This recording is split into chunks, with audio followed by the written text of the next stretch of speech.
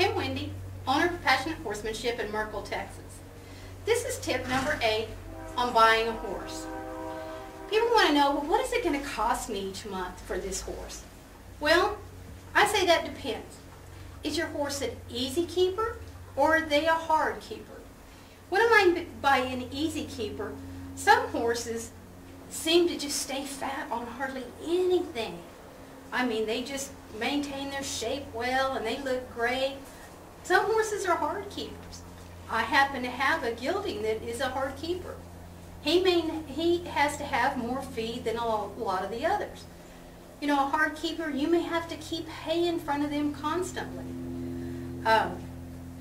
You just have to look at those different types of things and find out if the hard or an easy keeper.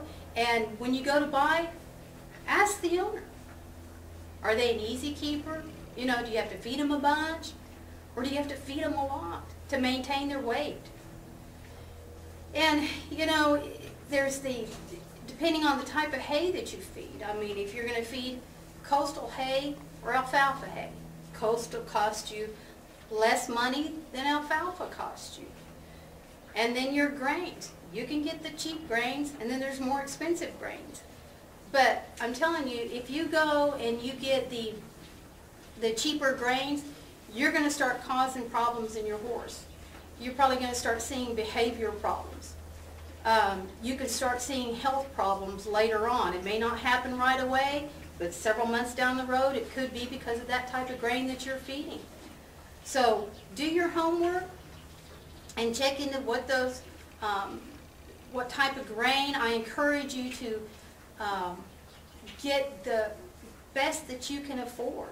I mean, again, do the research and find out what those ingredients are and how they're going to benefit your horse.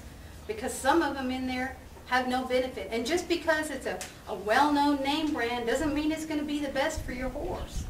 I mean, because they're out there to make money, and sometimes some of the people just tell you what you want to hear to get you to buy that type of product.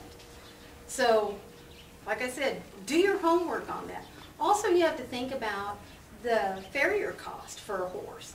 I mean, they're going to have their feet trimmed every 4 to 6 weeks. And that can be anywhere from $35 and up. You know, I choose to keep all my horses barefoot. Some people have their shod. You have to think about how much that's going to cost you. How often am I going to replace shoes? And the other thing, too, that's very important is an equine dentist. Horses need to have their teeth checked yearly. Some of them have to have them checked every 6 months. Because if you don't, the horse gets sharp edges in there, and then it causes problems where they don't want to eat because they get these ulcers in their mouth. Or it can cause problems with the bed. I mean, you don't want that happening. So again, check into all those things. Think about all those things before you just rush out and buy a horse, because you can become overwhelmed really easily. Anyway, for more tips like this, I invite you to visit my website, www.clickerhorsetraining.com. Thanks for watching.